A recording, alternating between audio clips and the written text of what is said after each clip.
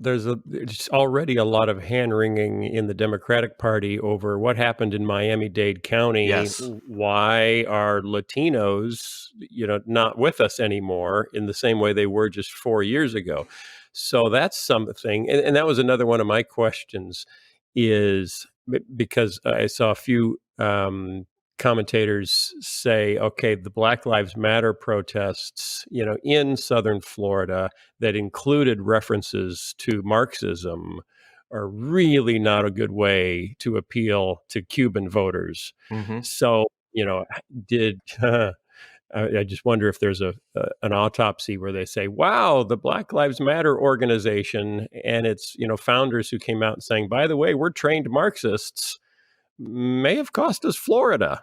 Well, it may be that, but it's also the fact that Bernie Sanders is a socialist. He's a Democratic socialist, and he ran and did very well the last two primaries in the Democratic Party.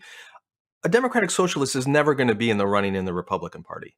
So just from a 30,000-foot level, the Democratic Party is the more left-leaning, more welcoming party for those with socialist leanings, and that's going to freak out people from Cuban heritage or Venezuelan heritage or other Latin American countries where Marxism and socialism have done terrible things. And, the Latino vote is not monolithic. It's different in Arizona and Texas than it is in Florida.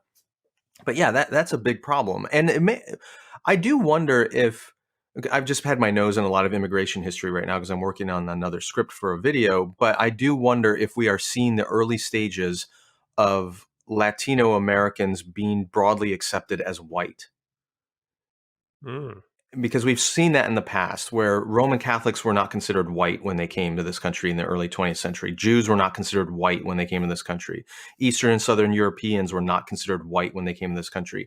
And up until recently, Latinos have not been considered white, I'm using air quotes, in demographic studies and voting trends, things like that. But if more and more of them do move toward the Republican Party and some of the values of that party, we might see them broadly accepted as white and less turned off by some of the race baiting, dog whistling that goes on from people like Trump. So I don't know if that's going to happen or not, but Miami-Dade makes me wonder that could be an emerging trend here. I have a solution to solving all of our racial and ethnic issues in America that I just thought of. Well, let's hear it. Let's just reclassify everyone as white. Yeah, I'm sure a bunch of people will be happy with that, Phil. If everyone is white, there's nothing to argue about. Where's my Nobel? I think I solved the problem. So many people have been not white and then became classified later as white. Why don't we just keep doing it with everyone?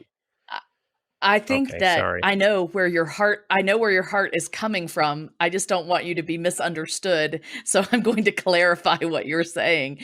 You are not saying that everyone should be white, but that us white people should classify everyone of. I know. That's why I'm clarifying. You want to just make sure that everybody is classified that way. We only have one classification, or we just classify everyone as human. Maybe that's a better way to do it, and then we can't divide them up into little boxes and say, why do you people vote differently than us? Yes.